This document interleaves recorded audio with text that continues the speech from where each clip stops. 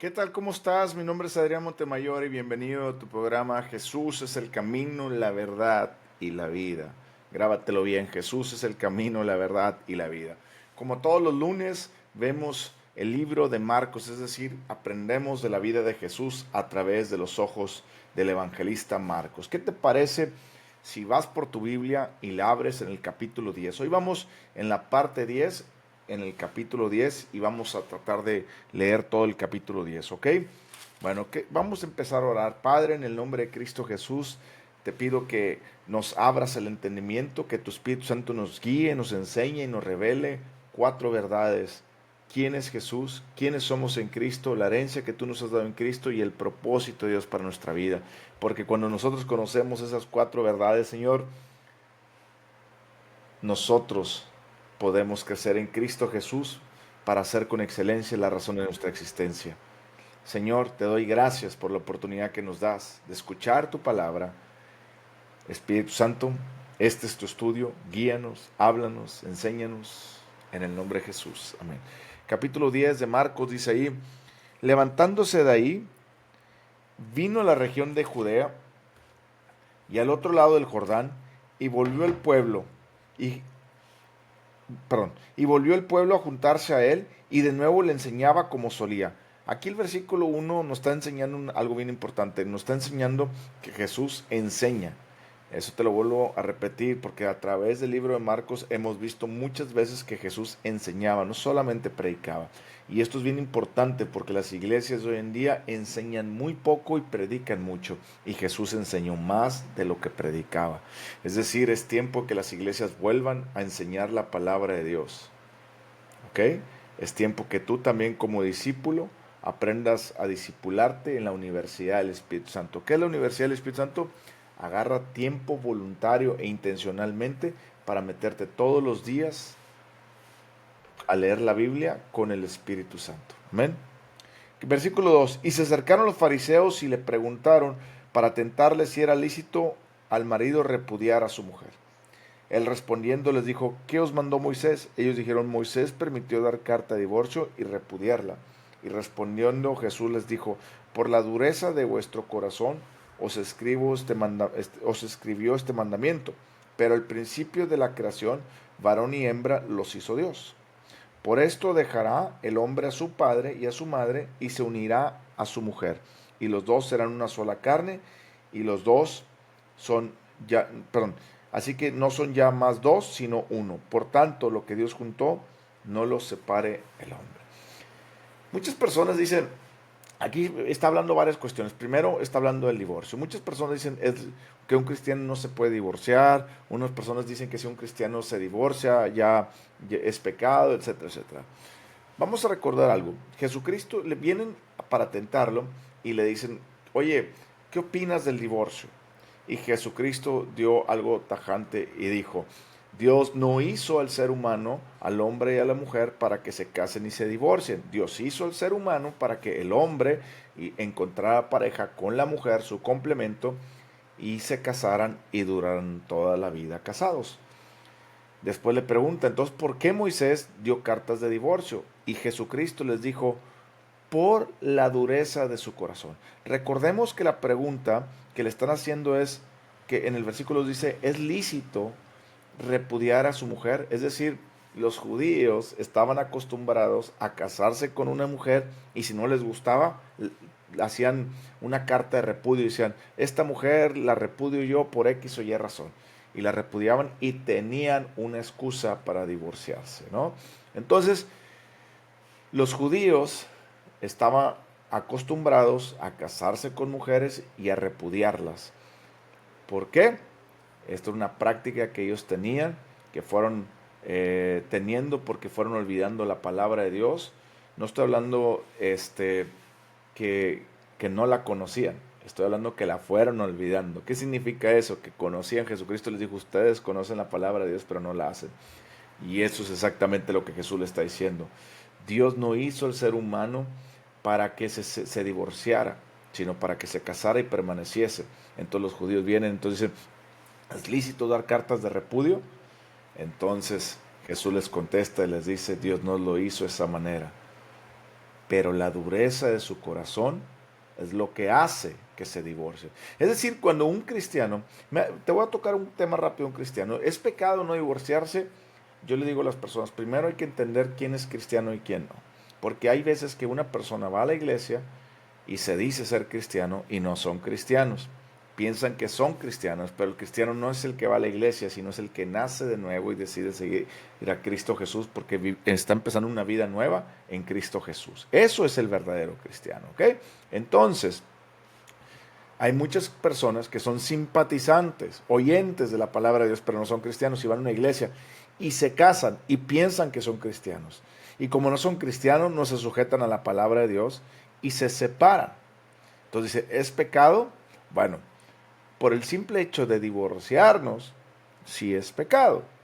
Pero son cristianos, no se deben divorciar. No, no son cristianos ellos. Ellos son simpatizantes de la palabra de Dios, pero ellos piensan que son cristianos. Entonces es algo que no es así.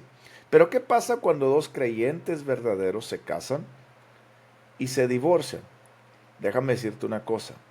Cuando dos creyentes maduros, yo siempre se les he dicho, para casarse siendo cristiano tienes que ser una persona cristiana madura o caminando en esa madurez. Hay muchas personas que apenas vienen a Cristo Jesús y tienen ya 2, 3 meses y son cristianos y tienen 2, 3 meses, un año, conocen a una muchacha y se quieren casar. Yo les digo, espérense, porque tal vez la muchacha ya tiene 5 o 6 años y es madura y este muchacho tiene apenas menos de un año y apenas está conociendo eso, va a haber mucha inmadurez. ¿Okay? Por eso se hacen los cursos de matrimonio, para que haya esa madurez, etcétera, etcétera. Yo siempre les recomiendo a las personas, tomen tranquilo. Si vas creciendo en Cristo Jesús, si apenas tienes 1 año, 2 años, tómalo tranquilo, todavía no es el tiempo de Dios. La mujer que tiene más tiempo en el camino de Dios, debe también decirle al hombre, tranquilo, no te precipites, si me gusta, si quisiera casarme contigo, pero necesitas llegar a este punto. ¿Qué pasa cuando pasa al revés? Cuando el hombre es más maduro y ya está desesperado porque tiene 5 o 6 años soltero y está esperando la promesa de Dios y quiere casarse y ve a una mujer que está recién convertida y luego le dice a la mujer, ya encontré, Señor, gracias a la mujer que ya encontré, y se casa y se divorcia. Bueno, ¿qué pasa? Lo que pasa es que este hombre es una persona madura, pero ya está urgido por casarse, y esta mujer es una persona que está viniendo a Cristo Jesús, y va a haber un tema de que esta mujer todavía pues no está bien metida en las cosas de Dios. Y va a haber mucha inmadurez de los dos sobre cómo tratar los asuntos. Mi recomendación es que si dos personas se van a casar, aprendan a caminar juntos y a crecer juntos en Cristo Jesús para llegar a esa madurez. Métanse a cursos de matrimonios bíblicos. Métanse a cursos de matrimonio, de cómo desarrollar el carácter cristiano. Disipúlense. Si tú no te disipulas en Cristo Jesús, no eres apto para casarte. Primero tienes que disipularte, tu vida espiritual. Y cuando tú te disipulas, empieza a crecer en la madurez de lo que requiere un matrimonio bíblico. Y ya que vas creciendo en eso, entonces los matrimonios se mantienen unidos y así no se divorcian. Pero ¿por qué hay tanto divorcio hoy en día? Porque el maduro se casa con la inmadura o viceversa, y hay un conflicto, cosas, y listo. Porque la persona que se convirtió a Cristo Jesús no conocía a Cristo, ya estaba casada, viene a Cristo Jesús, y de repente el marido, él o ella, pues le dice, no, yo no quiero seguirte en la iglesia, yo no quiero nada. La Biblia dice en 1 Corintios capítulo 7, que si el creyente que se convierte, el que no creyente que se convierte a Cristo Jesús ya estaba casado y su cónyuge dice, no, yo no te voy a apoyar por seguir a Dios, y pide el divorcio, dice, divórciate.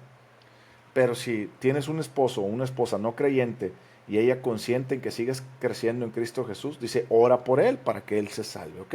Entonces, ¿qué quiere decir eso? Es otro tema, ¿verdad? Estamos hablando cuando no son, ya están casados y vienen a Cristo Jesús y lo dicen, pero ¿cómo? Si eran cristianos y se divorciaron. Sí, ¿por qué pasa eso? Porque no eran cristianos, conocen a Cristo Jesús, o uno de ellos conoce a Cristo Jesús, va creciendo, y al ir creciendo, en esa madurez, pues va conociendo más de Dios, y la otra persona no quiere nada, etcétera, etcétera, ¿ok? Bueno, entonces, ¿es pecado divorciarse? Sí es pecado divorciarse. ¿Por qué ocurre? Por la dureza de nuestro corazón. ¿Es un pecado imperdonable? No, la Biblia dice que todo pecado es perdonable, excepto la blasfemia contra el Espíritu Santo. Entonces no es una blasfemia contra el Espíritu Santo. Es decir, pastor, ¿yo me puedo divorciar? Primero hay que entender. Ya hablaste con Dios, ya trataste con Dios. Yo te voy a explicar mi caso. Yo antes de conocer a Cristo, yo me casé.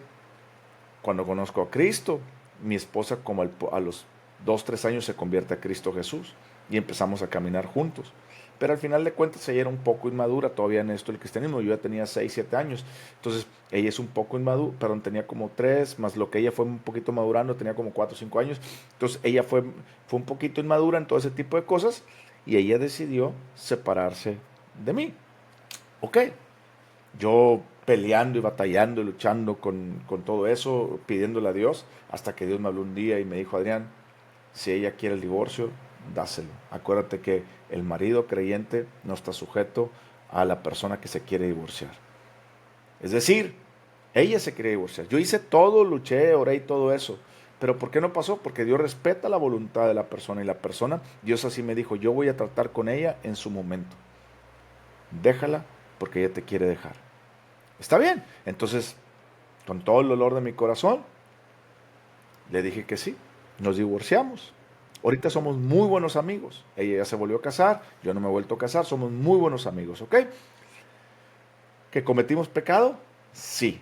¿Que le pedimos perdón a Dios por no haber funcionado nuestro matrimonio? Sí. ¿Que tenemos que seguir adelante y empezar de nuevo? Sí, en nuestras vidas. Ahora, con mayor madurez para enfrentar. Acuérdate que yo me casé siendo no creyente y después fui creciendo, ¿ok? Entonces, aquí le preguntan, entonces, ¿por qué Moisés les daba carta de divorcio? Y Jesús les dijo, por la dureza de su corazón les daba carta de divorcio. Es decir, el ser humano es duro de corazón y por eso se quiere divorciar, ¿ok? Fíjate, también hay otra cosa que dijo aquí Jesús en el versículo 6, pero al principio de la creación, varón y hembra los hizo Dios. Hoy en día que quieren meter mucho el tema de los géneros, de los diversos géneros, que son hombre, mujer, homosexual, transvesti, transvesti transgénero, y el otro es próximamente el pedófilo, es el que quieren generar esos 5 géneros, ¿ok? Pero Dios está diciendo, yo no hice esos 5 géneros, yo nomás hice 2 géneros, hice hombre y mujer. Desde el principio Dios hizo hombre y mujer. No existe transvesti, perdón, no existe transgénero, no existe homosexual ni pedófilo. Son desórdenes, desórdenes sexuales mal encausados por escuchar al diablo y a sus doctrinas. Dios hizo al hombre y a la mujer solamente. Dios no se equivoca. Es que pastor, es que un niño que es hombre se siente mujer. Tal vez nació equivocado. No, Dios no se equivoca. Dios no hace las cosas equivocadas. Pero entonces, ¿qué fue lo que le pasó? Normalmente el ser humano somos dañados y tenemos un trauma. Alguien dañó a ese niño por el cual se siente de esa manera. Puede haber 1000 temas. He conocido niños que se dicen homosexuales. Cuando entendemos la raíz, nos damos cuenta que el papá los abandonó o alguien abusó de ellos sexualmente, físicamente, o nos damos cuenta que la mamá siempre hablaba mal del papá y él quería ver como la mamá y viceversa. Hay muchos temas. Todas las personas que son homosexuales, todas las personas que son transgénero o pedófilos, están dañadas emocionalmente, profundamente causada porque alguien los dañó de chicos. ¿Sí me explico? Todo el ser humano estamos dañados. Todos los seres humanos, antes de venir a Cristo, estamos dañados emocionalmente. El problema es, pues si a mí, voy a decir, si a mí me pasó un daño emocional y mi papá casi no me peló toda la vida, pues yo tengo un daño emocional con mi papá, tal vez no me orilló a irme a tendencias homosexuales o así, sino me orilló a otro tipo de adicciones como fue las drogas. Pero la mayoría de las personas que son dañadas cuando ponen su figura paterna o maternal en una etapa temprana, o son violados o lo que tú quieras, ese tipo se vuelve homosexual o eh, transgénero, todo eso. ¿Por qué? Porque fueron dañados, ¿ok? Pero Dios está diciendo, yo no hice esos 5 géneros, yo nomás hice 2 géneros, hombre y mujer. Grábatelo bien, la Biblia dice, pero al principio de la creación Dios los hizo hombre y mujer, hombre y varón, solamente, no más. Versículo 10, En casa volvieron los discípulos a preguntarle lo mismo. Le dijeron, cualquiera que repudie a su mujer, se casa con otra, comete adulterio contra ella. Fíjate, contra ella. Y si la mujer repudia a su marido y se casa con otro, comete adulterio. Es decir, cuando una persona se divorcia y se casa con otra persona, comete adulterio porque sigue atada con Dios hacia esa persona. Pero aquí lo que estamos diciendo es comete adulterio contra ella, ¿ok? O contra él. Pero cuando, está hablando, recuerden que está hablando a personas que se querían divorciar por divorciarse y casarse por encontrar a la siguiente mujer o el siguiente hombre. ¿Sí me explico? En este caso, la siguiente mujer. ¿Ok? No está hablando a aquellas personas que intentaron hacerlo todo, a aquellas personas que tal vez se casaron en yugo desigual o lo que tú quieras y por X o Y razón, inmadurez espiritual, no llegaron a solventar las cosas y se divorciaron y se vuelve a casar. No está hablando de ese tipo de mentalidad, está hablando de aquellas personas que yo he conocido, hombres que se han casado 3, 4, 5 veces, mujeres que se han casado 3, 4, 5 veces. ¿Por qué? Porque no les interesa. Lo único que les interesa es, pues déjame, me caso con ella, etcétera. Si no funciona, me divorcio. He conocido muchas personas que antes de casarse, pues me voy a casar con ella y si no funciona, pues me divorcio. Y esto y que el otro. He conocido personas que se han casado 2 o 3 veces, muchas veces. Esa es la mentalidad que Dios repudia. La mentalidad que uno dice, tú le echaste todas las ganas, pusiste toda tu parte, pero al final de cuentas, por X o Y razón, por la falta de inmadurez espiritual no se dio. Entonces, esa es lo que Dios está diciendo aquí. Está diciendo, al tú divorciarte ya cometes pecado y al casarte otra vez adulteras. No significa que Dios te está viendo, estás adulterando. Muchas personas te dicen, sobre todo los que son muy religiosos, te dicen, no te puedes casar con una persona porque vas a vivir un adulterio. No, no es así. Si yo me divorcié, yo le pedí perdón a Dios. Y si yo ya le pedí perdón a Dios y me arrepentí de todo eso y yo no tengo la mentalidad de volverme a divorciar ni nada de eso y yo hice todo correcto para no divorciarme, Dios te dice, adelante, tú no estás si te vuelves a casar, tú no cometes adulterio. ¿Ok? ¿Cómo sabemos eso? Porque también le dice Pablo a Timoteo, le dice, las viudas, que son viudas, más de 60 años, menos de 60 años, que se vuelvan a casar para que pues, no se coman por dentro, ¿verdad? Entonces Pablo le está dando permiso a las viudas que se vuelven a casar. ¿Ok? Pero allá son viudas, es lo mismo, le pides perdón a Dios y está soltero otra vez. ¿Ok? Versículo 13. Y le presentaron niños para que los tocase, y los discípulos reprendían a los que los presentaban. Viéndolo Jesús se indignó y les dijo, dejad a los niños venir a mí, y no se lo impidáis, porque de los tales es el reino de Dios. De cierto os digo que el que no reciba el reino de Dios como un niño, no entrará en él. Y tomándoles en los brazos, poniéndoles las manos sobre ellos, los bendecía. Aquí los discípulos, venían personas con sus niños para que los tocase y fueran bendecidos, y los discípulos decían, no, no los traigan, porque los discípulos estaban enfocados, no por mala onda, sino que los discípulos estaban enfocados en la obra del ministerio, y ellos pues apenas estaban aprendiendo a discipularse con a Jesús siquiera, ¿verdad? Entonces ellos estaban diciendo, no, pues estos niños nomás van a estorbar o van a jugar, no vienen aquí para ser sanados o algo, ¿verdad? O para escuchar la palabra de Dios. Y cuando Jesús vio eso, les dijo, no se lo impidan a los niños, el reino de Dios es de los niños. Con esto nosotros creemos que todo niño, eh, antes de tener la conciencia del bien y el mal, todo niño que muere antes de cierta edad, no puedo decir si a los 11, 12, 10, porque si no es cuando se despierta, digámoslo, entre la conciencia del bien y el mal. Entonces, todos los niños que mueran niños se van con el Señor, porque Jesucristo dijo, todos los niños son míos. De tales es el reino de los cielos, de los niños. Por eso,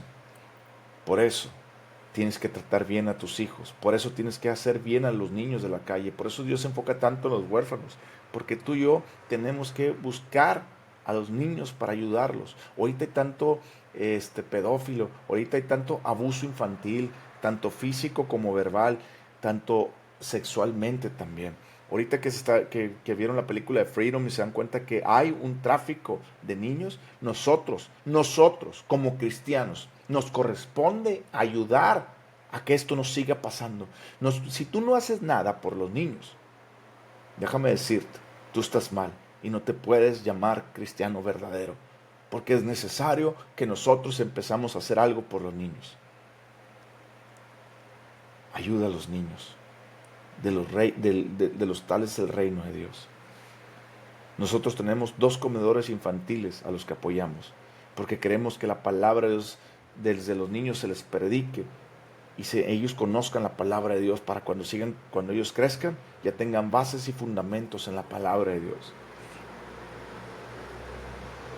Recuerda que el reino de los cielos es de los niños. Hagamos algo por los niños. Segundo, también Jesucristo nos está diciendo algo. Si tú no te vuelves como niño, no puedes recibir el reino de Dios. Es decir, si tú y yo no tenemos una mentalidad de los niños sin malicia, una mentalidad de los niños de que todo lo creen, no podemos entrar al reino de los cielos. Para entrar a los reinos de los cielos tenemos que volvernos como un niño. Es decir, tenemos que creerle todo a Dios, depender de nuestro Padre Celestial. Un niño depende de su papá. Un niño le cree todo a su papá. Un niño no tiene malicia. ¿Sí me explico? Eso es lo que Dios quiere. Y tomándolo en los brazos, poniendo las manos sobre ellos, los bendecía. ¿Te das cuenta que Jesús ama a los niños? Es tiempo que tú y yo hagamos algo por los niños. Tanto los de tu casa, por los que están a tu alrededor, los de la calle y los niños que están sufriendo. Amén. El joven rico, al salir, él para seguir su camino, vino corriendo, hincado la rodilla delante de él, le preguntó: Maestro bueno, ¿qué haré para heredar la vida eterna?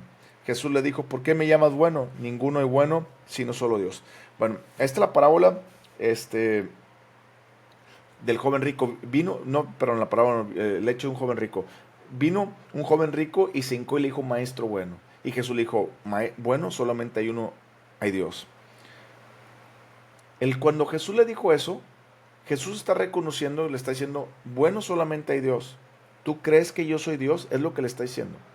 El joven rico, al no cuestionarle nada, no decirle: bueno, no, tú no eres bueno, solamente Dios tiene razón. Al no cuestionarle nada y al seguir platicando con él, le está reafirmando que Él es Dios, que Él es bueno.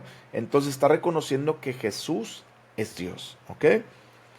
Recuerda esto: solo bueno hay uno Dios. Las obras que tú y yo hacemos, si somos cristianos, no las hacemos porque tú y yo somos buenos. Las hace Dios en nosotros, que Él es bueno. Si yo siembro un naranjo, ¿qué van a salir? Naranjas. Si yo siembro Dios en mi corazón, ¿qué van a salir? Obras buenas. ¿Eres tú el que las hace?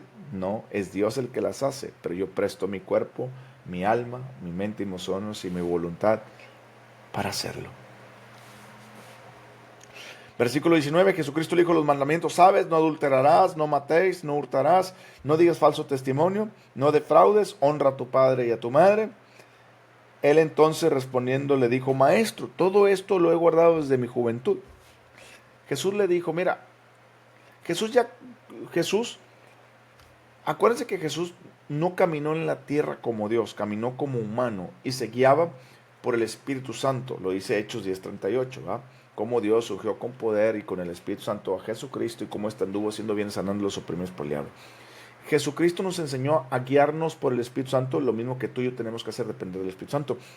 Jesucristo, Él ya sabía que este hombre no tenía problemas con cumplir las cosas de Dios, sino tenía problemas con su corazón, que amaba algo más en su corazón que a Dios, que su corazón tenía idolatría por algo. Jesucristo lo sabía por revelación del Espíritu Santo, por eso Jesucristo le dijo todo esto, los mandamientos. Y luego le dijo, versículo 20, entonces respondió y le dijo: Maestro, todo esto lo he guardado desde mi juventud. Versículo 21, entonces Jesús mirándole, le amó. ¿Por qué Jesús volteó y le amó? Porque lo que te digo, Jesús ya sabía por la revelación del Espíritu Santo, una palabra de conocimiento que le fue dada por el Espíritu Santo, supo que el corazón de ese joven rico no estaba con Dios, sino en las riquezas. Y así hay muchas personas hoy en día. Muchas personas dicen amar a Dios, pero aman más su trabajo, sus riquezas, su empresa, aman más otras cosas que a Dios. Cuando Dios te pide algo, no te lo está pidiendo porque Él te dice, por mala onda, te dice: dame todo tu dinero, dame esto, aquello. Él te lo está pidiendo porque nada puede haber arriba de Dios. Y lo que está arriba de Dios, en tu corazón, en tu vida, se llama idolatría. Y Él aborrece la idolatría. Pero qué bueno nuestro Dios que siempre nos habla y nos dice, dame esa idolatría. Versículo 21, entonces Jesús mirándole le amó y le dijo, una cosa te falta, anda, vende todo lo que tienes y dale a los pobres, y tendrás tesoro en el cielo. Segundo, ven. Tercero, sígueme tomando tu cruz. Versículo 22, pero él, afligido por esta palabra, se fue triste porque tenía muchas posesiones. Dice que afligido se fue. Es decir, Jesús le dijo, tú has hecho los mandamientos de Dios, pero hay algo en tu corazón que no te deja seguir a Dios. Y eso es tu dinero. Da todo lo que tienes a los pobres. Fíjate lo que Jesús le está diciendo. Da todo lo que tienes. Da todo lo que tienes. Dalo a los pobres. ¿A quién? A los pobres. Ven, sígueme tomando tu cruz. Hoy en día muchos cristianos tienen mucha idolatría en sus corazones. Y Dios nos está hablando a limpiarnos, porque Él es el labrador de la viña y está hablando a limpiarnos. Si tú platicas con Jesús, si tú platicas con Dios en las noches o en la mañana, y le Señor, limpia de mi vida aquello que no te agrade, Dios te empieza a hablar. Si tú lo empiezas a hacer, Él te sigue hablando para limpiarte más. Si tú no quieres hacer algo que Dios te está diciendo, eso se llama idolatría, porque tú amas más lo que no quieres entregar. Y eso se llama idolatría. Por eso este joven rico se afligió, dijo no puedo, se dio la espalda y se fue. Así hay muchas personas hoy en día que se dicen ser cristianos, van a la iglesia y Dios le está hablando, le está diciendo, entrégame tu pecado, entrégame tu inmoralidad sexual, entrégame tu pornografía, tu adicción, entrégame el adulterio, entrégame la fornicación, entrégame las mentiras, entrégame tu estilo de vida pecaminoso, entrégamelo. ¿No quieres entregarlo? Eso se llama idolatría. Tal vez Dios no te está hablando de esos pecados, tal vez Dios te está diciendo, trabajas demasiado, entrégame tu trabajo. Cuando tú pones tus ojos en Jesús y Jesús te está pidiendo que le entregues, es porque Él te va a responder. Muchas personas no entienden eso, muchas personas Dios les está hablando, les está diciendo, entrégame tu trabajo porque está volviendo idolatría. Dios le está diciendo también, entrégame tus finanzas porque te estás volviendo idolatría. Tú las manejas como tú quieres y las tienes que aprender a manejar como yo te estoy hablando, dice Jesús. No dejes que la idolatría se plante en tu corazón para apartarte de Dios. Este joven vino y era muy rico y le dijo, todo lo he hecho. Es decir, he hecho todo aquello que no requiere, pues que me desprenda de lo que más amo. Hay muchas personas que se dicen ser cristianos, van a la iglesia y dan menos del diezmo, no ofrendan tanto. Vamos a suponer, he conocido personas que ganan millones de pesos. Van a la iglesia. Bueno, vamos a poner todo. Hay personas que ganan un sustento bastante bueno, tal vez 100,000, 200,000 pesos por mes. Van a la iglesia y en lugar de dar su 10% y ofrendar bien, dan menos del 10% y ofrendan menos. Eso es amar tu dinero.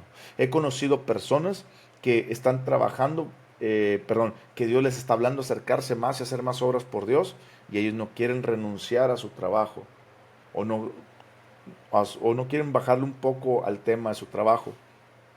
He conocido personas que Dios le está diciendo, métete más tiempo con tu familia. Y ellos no quieren renunciar a ciertos tiempos. Eso se llama idolatría. ¿Te das cuenta? Tal vez ahorita tu hijo te necesita, tal vez tu esposa te necesita y Dios te está llamando a que renuncie el tiempo con tus amigos, el deporte, etcétera, etcétera. A lo mejor no es algo para siempre, pero si Dios te está hablando que renuncies a algo, hazle caso. La Biblia dice, ve y vende todo lo que tienes, ven y sígueme tomando tu cruz. Es decir, Jesús le dijo, deshazte del peso que se está volviendo idolatría en tu vida y sígueme tomando tu cruz que te identifique como un cristiano verdadero. Si tú todavía traes el peso, tú no estás cargando tu cruz, tú estás cargando el peso de tu idolatría. Y eso es lo que Jesús te quiere quitar. El peso de lo que Él te está diciendo, que te deshagas de eso. ¿Ok? Versículo 23, entonces Jesús mirándole alrededor, dijo a sus discípulos, cuán difícilmente entrarán en el reino de Dios los que tienen riquezas. Esto es cierto porque la persona que es rica piensa que es autosuficiente y que no necesita a Dios. La persona que no es rica está volteando a Dios, ayúdame, ayúdame. Tengan cuidado, las riquezas no son malas. Pablo lo dijo a Timoteo, el amor al dinero es raíz de todos los males. Cuando tú amas más el dinero que a Dios, es raíz de todos los males. Pero también está hablando aquí, cuán difícilmente entrarán en el reino todos aquellos que tienen una riqueza por encima de Dios, no monetaria, sino de idolatría. Los discípulos se asombraron de su palabra, pero Jesús respondió, volvió a decirles, hijos, aquí Jesús les dijo hijos, dando a entender que Él es el Padre, el mismo Dios encarnado. Cuán difícil es entrar en el reino de Dios a los que confían en las riquezas. Fíjate bien, Jesús no está hablando en los que tienen riquezas, sino en los que ponen su confianza en las riquezas. No pongas tu confianza en las riquezas. No sabes qué va a pasar el día de mañana. Tal vez mañana se derrumbe tu negocio, tal vez mañana te corran del trabajo, tal vez esto que el otro. Tú dices, pastor, no diga eso. Si tú pones tu confianza en eso, eso va a pasar. No aprendes a confiar en Jesús. Y si no en tus dinero, yo no tengo confianza porque tengo dinero en el banco. Yo tengo confianza porque tengo en un gran Dios que me promete en su palabra que Él va a suplir todas mis necesidades. Y muchas veces me he quedado sin dinero para dar lo que tengo que hacer, que Dios me está pidiendo para hacerlo. Y sabes, ninguna vez he sido defraudado. Su palabra siempre ha sido mi consuelo y mi fortaleza. Y aquí seguimos. Y lo vamos a seguir haciendo. Porque he aprendido a confiar, a depender de Dios y no en lo que tengo. Te invito a que hagas lo mismo. Si Dios te está hablando, a entregar tus finanzas, si Dios te está hablando a diezmar más, a ofrendar más, a ayudar más, si Dios te está diciendo entrégalo todo, porque hay personas que me ha tocado que Dios les ha dicho entrégalo todo, hazle caso a Dios, pero hazle caso a Dios. Aprende a confiar en Dios poco a poco tu vida. Versículo 25, más fácil es pasar un camello por el ojo de una aguja que entrar un rico en el reino de Dios. Aquí no se refiere físicamente al ojo de una aguja ¿cómo se dice? De una aguja de coser, aunque también está padre la analogía, pero se refiere más, le llamaban a las puertas de Jerusalén, en las puertas de Jerusalén, cuando se cerraban las puertas, perdón, en el muro, había ciertas grietas, más o menos unas grietas de 1 metro de alto por tal vez 40 centímetros de ancho o algo así, y a eso le llamaban agujas, porque era la gente que cuando cerraban las puertas en Jerusalén se colaba por, digámoslo, por esas grietas. Entonces decía que pues los camellos no podían pasar por ahí, por eso le dicen que es más difícil pasar un camello por ahí. Pero es una analogía diciendo que un camello no puede pasar un espacio pequeño, lo mismo un rico no puede entrar, es más fácil pasar un camello, perdón, por ese pedazo que un rico entre con todas sus riquezas. ¿Por qué? Porque confía en sus riquezas. Versículo 25, versículo 26. Y ellos se asombraron aún más diciendo entre sí, ¿quién pues será salvo? Versículo 27. Entonces Jesús mirando le dijo, para los hombres es imposible, mas para Dios no, porque todas las cosas son posibles para Dios. ¿Te das cuenta? Aquella persona que confía en sus riquezas o confía en algo que no es a Dios, te está diciendo, es imposible. Pero para Dios no hay nada imposible. Es decir, si tú aprendes a confiar en Dios, no hay nada imposible para Dios. No importa que te quedes sin dinero, no importa si estés enfermo, lo que tú quieras, Dios te puede sanar, te quiere sanar. No importa si no tengas dinero, Dios te quiere prosperar y lo va a hacer y va a suplir tus necesidades. ¿Te das cuenta? Entonces, aquí lo que Dios está diciendo es, aprende a creer que para Dios todas las cosas son posibles. Aquí también está hablando acerca de la salvación. Si tienes un familiar, un amigo que dice es imposible que ese familiar se salve y conozca a Cristo, Jesús dice, para Dios no hay nada imposible. Aprende a conocer al Dios de lo imposible. Pero para empezar a conocer a ese Dios de lo imposible, tengo que empezar a leer la Biblia. Para leer la Biblia, tengo que comprarla y escucharla. Y eso me va a dar fe a creer que mi Dios, mi Padre, es el Dios de lo imposible. Versículo 28. Entonces Pedro comenzó a decirles, he aquí nosotros lo hemos dejado todo y te hemos seguido. Pedro y los discípulos dejaron todo, sus finanzas, todo, en manos de Dios, diciendo, Señor, tú nos estás llamando a seguirte, aquí dejo todo y te sigo. Ve el capítulo 5 de Marcos para que te acuerdes cómo Pedro pescó. Jesucristo le dijo, tira la red. Y le dijo, mira Señor, he pescado toda la noche y no encontró pescado. Y le dijo, tírala, en mi palabra echa la red. Y dijo Pedro, en tu palabra echa la red. Tiró la red, sacaron gran cantidad de pescados que se tenían para comer, para tener dinero para todo el año. Pero ahí Pedro fue y le dijo, Señor, Jesucristo le dijo, sígueme, te haré pescador de hombres. Y ahí Pedro dejó ese gran dinero que tenía en pescados y se fue a seguir a Jesús. ¿Ok? Después dijo, te hemos seguido. Respondiendo Jesús dijo en el versículo 29, de cierto, cierto que no hay ninguno que haya dejado casa o hermanos o padre o madre o mujer o hijos o tierras por causa de mí y del evangelio. Fíjate, por causa de Jesús y del evangelio, predicar la palabra de Dios, que no reciba 100 veces más en este tiempo casas, hermanos, hermanas, madres, hijos y tierras con persecuciones, y en el siglo venidero la vida tierra. Pero muchos primeros serán postreros y los postreros primeros. ¿Qué quiere decir todo esto? Quiere decir Jesús, si tú te decides a seguirme por mi causa, no por tu causa, sino por mi causa, que te guíes por el Espíritu Santo a predicar la palabra de Dios, dice, yo te voy a prosperar en este tiempo, te voy a dar muchas cosas, con persecuciones. ¿Sí? ¿Por qué persecuciones? Porque cuando Dios nos bendice, el diablo siempre quiere traernos persecución para quitarnos la bendición. Pero en el nombre de Jesús lo podemos echar fuera y decirle, apártate, vamos a seguir aquí haciendo la obra. La persecución, si tú eres un verdadero cristiano, la persecución siempre va a venir a ti. Estés prosperado o no estés prosperado, siempre va a venir. El cristiano no puede vivir sin persecución, porque al momento de que nosotros dimos nuestra vida a Cristo Jesús, Satanás quiere quitarnos, robar, matar y destruir lo que Dios nos ha dado. Pero Dios no nos ha dejado mancos y somos una iglesia victoriosa y nos ha dado su nombre para que en el nombre de Jesús decirle, apártate Satanás, no me puedes tocar, porque pisaré sobre leones y dragones y todo y nada me hará daño. Amén. Fíjate, dice, recibirá mucho más en este tiempo y en el siglo venidero la vida eterna. Te estás dando cuenta que Dios te quiere bendecir en este momento y en el siguiente, pero para Dios bendecirte en este momento es necesario que tú aprendas a quitar la idolatría que está en tu corazón, que no le quieres entregar a Dios. Si tú lo haces y aprendes a confiar en Dios y aprendes a creer que para Él todo es posible, vas a ver la mano de Dios obrar en todo lo que tengas. Versículo 32. Iban por el camino, subiendo a Jerusalén, Jesús iba delante de ellos, se asombraron y le seguían con miedo. Sus discípulos le seguían con miedo, ¿por qué? Porque les acababa de hablar todo eso.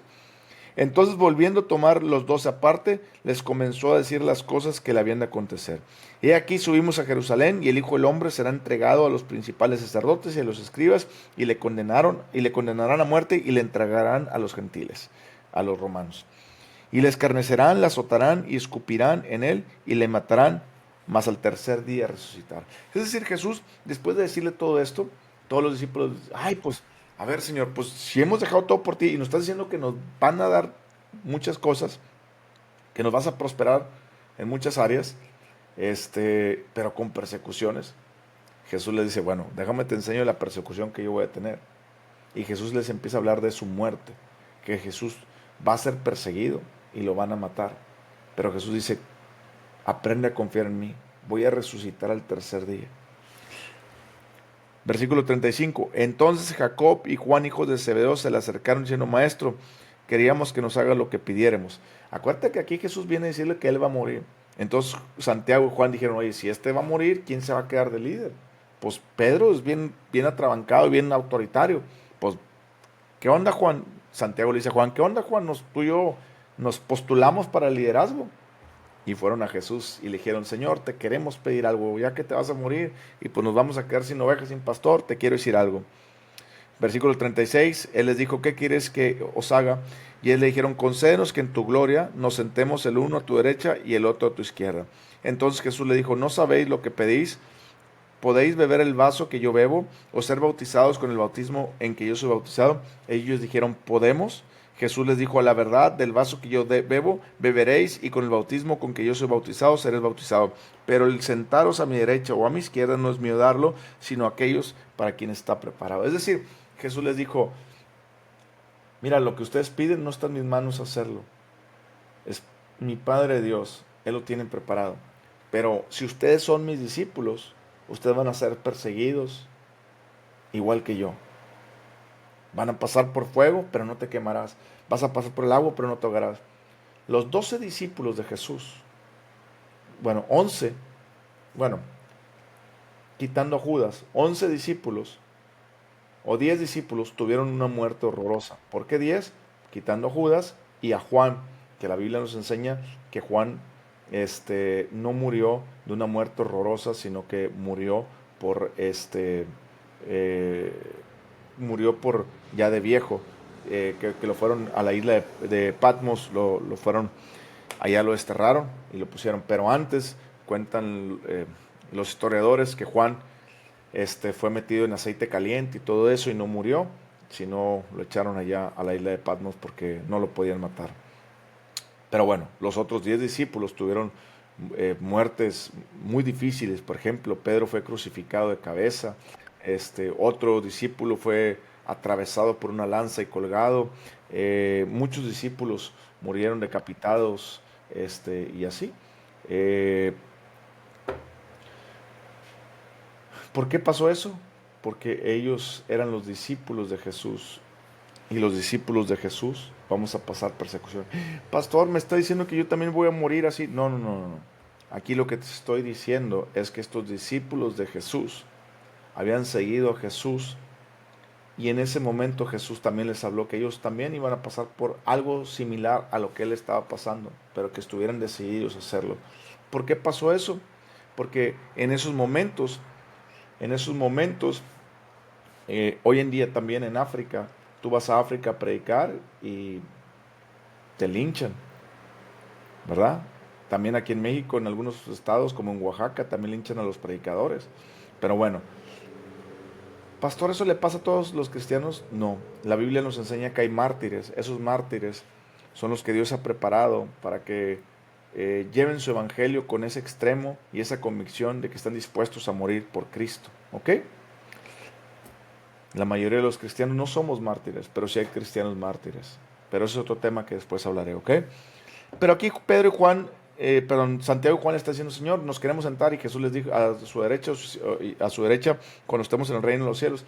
Jesús le dijo, a su derecha y a su izquierda, Jesús le dijo, eso no está en mí. Y le dijo, pero ¿podemos beber del mismo bautizo? Y Jesús les dijo, van a beber del mismo bautizo. Pero el darlos, que se sienten a mi derecha y a su izquierda, no está en mí, eso está en mi Padre. Dios tiene un plan para nuestras vidas. El sentarnos acá o acá, eso depende de Dios. Pero lo que tenemos que hacer es dejarnos guiar por Dios. Y si nos dejamos guiar por Dios, no importa dónde nos sentemos, vamos a estar con Él sentados.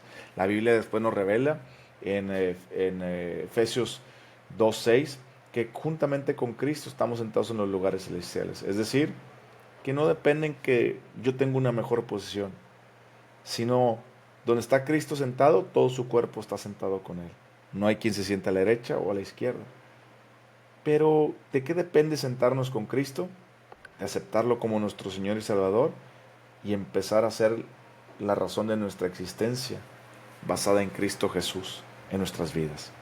Es decir, lo que le dijo el joven rico, deja la idolatría que tienes en tu corazón, ven y sígueme, porque cuando tú vienes y me sigues, tú me estás sirviendo. Si tú no vienes y no me sigues, no me estás sirviendo. Estás yendo a la iglesia, solamente a escuchar, a escuchar, a escuchar. Así hay muchas personas que se dicen ser cristianos, pero no lo son. El verdadero cristiano es el que escucha, el que nace de nuevo por escuchar la palabra de Dios y cambia su vida, y su vida es seguir a Cristo Jesús y no lo que yo quiero. ¿Estás comprendiendo? Versículo 41, cuando lo oyeron los 10, comenzaron a enojarse contra Jacobo y contra Juan, mas Jesús llamándoles dijo, ¿sabéis que los que son tenidos por gobernadores de las naciones se enseñorean de ellas y sus grandes ejercen sobre ellas potestad? Pero no será así entre vosotros, sino que el que quiera hacerse grande entre vosotros será vuestro servidor, y el que de vosotros quiera ser el primero será el siervo de todos. Porque el Hijo del Hombre no vino para ser servido, sino para servir y para dar su vida en rescate de muchos. Jesús nos enseña el verdadero liderazgo. El liderazgo en el mundo te enseña que es aquel que manda y que reprime a las masas, y es aquel que tiene poder, y es aquel que está desde una posición económica alta. Eso no es liderazgo. Mucha gente hoy se confunde. Me da hasta pena, risa, ver cómo muchas personas piensan que son líderes porque tienen una posición económica, porque tienen una posición en una empresa, porque tienen poder, por esto que lo otro. El verdadero liderazgo no es eso. El verdadero liderazgo está basado en entregar mi vida para servir a las personas y que las demás personas sigan ese ejemplo. Y yo pueda enseñarles a las personas. Si no sabes cómo, te enseño. Si no puedes, te ayudo. Si no quieres, no hay nada que yo pueda hacer. El verdadero liderazgo está en exhortar a las personas a servir. Y cuando las personas sirven, no porque los oprimes, ni porque estás en esta posición o porque tienes poder, sino porque están siguiendo un ejemplo, ese es el verdadero liderazgo. Tremenda enseñanza de liderazgo nos habló Jesús, ¿verdad? Ese es otro tema para otra cosa. Te recomiendo que busques los libros de John C. Maxwell si quieres aprender de liderazgo. Son muchos libros, búscalo. John C. Maxwell. Están el liderazgo bíblico basado en la vida de Jesús. ¿Ok? No solamente para las cosas cristianas, sino también para tu vida en empresa, en familia, etcétera, etcétera. ¿Ok? Versículo 46. Entonces vinieron a Jericó, y al salir de Jericó, él y sus discípulos, y una gran multitud, Bartimeo el ciego, hijo de Timeo, estaba sentado junto al camino mendigando. Y oyendo que era Jesús Nazareno, comenzó a dar voces, a decir: Jesús, hijo de David, ten misericordia de mí. Aquí hay algo muy importante. Este Bartimeo estaba sentado junto al camino. Cuando oyó que venía Jesús, él empezó a decir: Jesús, hijo de David, ten misericordia de mí. Él ya tenía fe para recibir su milagro, porque él ya había escuchado de Jesús. Tú no escuchas, si no has escuchado a alguien, no vas a decir: ten misericordia de mí, Jesús, hijo de David. No, él está diciendo aquí, oyendo dar voces, y comenzó: Jesús, hijo de David. Eso quiere decir que él conocía las palabras de Dios. Él estaba esperando el Mesías. Él estaba escuchando de los milagros de Jesús, y él quería un milagro porque él tenía puesta su fe en el Dios de lo imposible. ¿Ok? ¿A ti qué te hace falta para empezar a poner tu fe en el Dios de lo imposible? ¿Sabes qué te falta? Leer la Biblia, porque leer la Biblia dice que el tener fe viene por leer la palabra de Dios. Romanos 10:17. ¿Te das cuenta? ¿Quieres un milagro en tu vida como Bartimeo? Aprende a leer la palabra de Dios y a creerla. Creerla, fe significa creer que la palabra, que tú creas que la palabra de Dios es verdad. Y por eso actúo con ella. Versículo 47, y oyendo que era Jesús Nazareno, comenzó a dar voces y a decir: Jesús, hijo de David, ten misericordia de mí. Y muchos le reprendían para que callase, pero él clamaba mucho más: Hijo de David, ten misericordia de mí.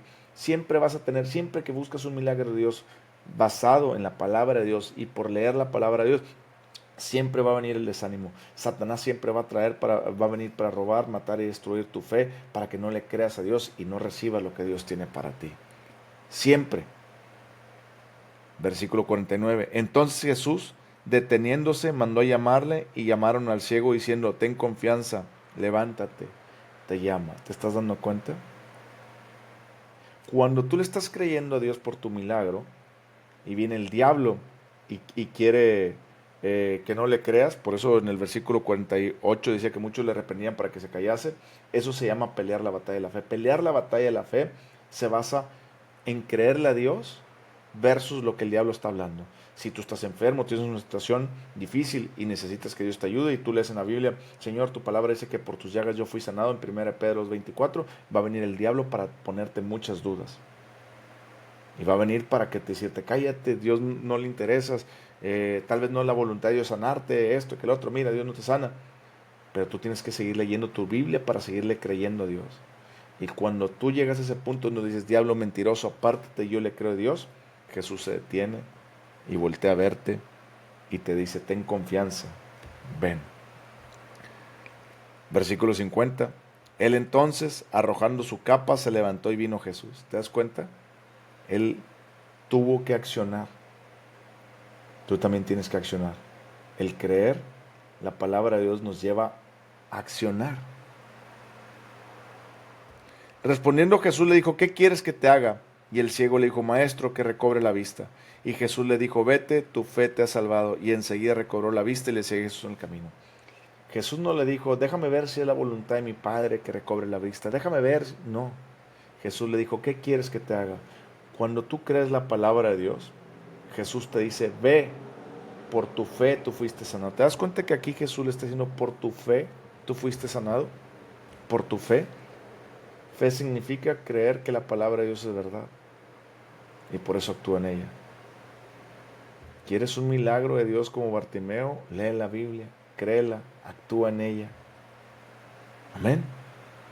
Y Jesús te dice, por tu fe fuiste sanado. El milagro, yo lo quiero dar siempre. Entonces no le preguntes a Dios si es su voluntad. Es su voluntad. El problema, ¿estás leyendo la Biblia para tener fe y creerle a Dios? Te mando un fuerte abrazo y que Dios te prospere. ¿Qué te parece si vamos a orar? Padre, en el nombre de Jesús, te damos gracias por la oportunidad que nos das de estudiar tu palabra y comprenderla y amarla y tenerla aquí entre nosotros. Gracias por la oportunidad que nos das de poder seguir creciendo en ella. Espíritu Santo, gracias por enseñarnos tanto. Que esta palabra haga eco en nuestro corazón. En el nombre de Jesús. Amén. Te mando un fuerte abrazo, que Dios te prospere. Si te gustan nuestras enseñanzas, manda estas enseñanzas a más personas. Bendiciones.